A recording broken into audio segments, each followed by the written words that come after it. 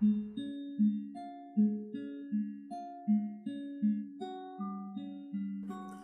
mo na tanggalin yung panyo mo.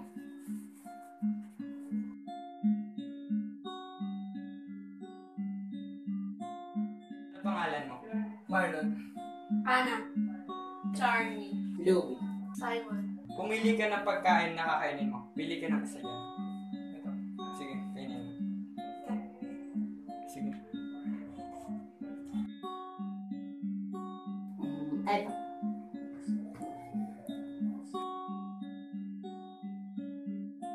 Bakit yan ang pinili mo?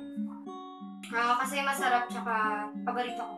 Sarap siya. Kasi mas masarap siya at masustansya. Masarap siya.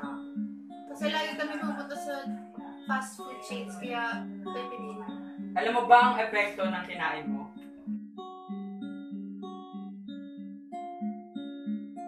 Hindi po.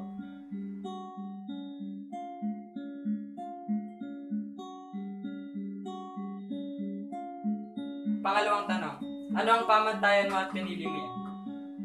Mura lang at paborito ko. Masustansya. Bakit hindi mo pinili yung kabila? Masarap nga, ngunit nakakasama naman sa ating kalusugan.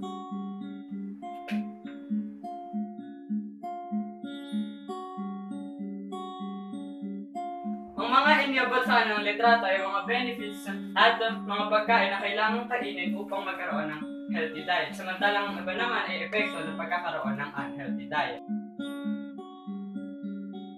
Ano ang naging reaction mo sa social experiment na naganap? Masaya dahil sa pagkain ko ng mga masustansyang pagkain, naging malusog ang aking pangangatawan at mas lalo pa akong lumakas. Natuwa, dahil sa pamamagitan ng pagkain ng masustansyang pagkain, matutulungan ang iyong katawan na mas lumakas o maging mas maganda ang iyong kalusugan.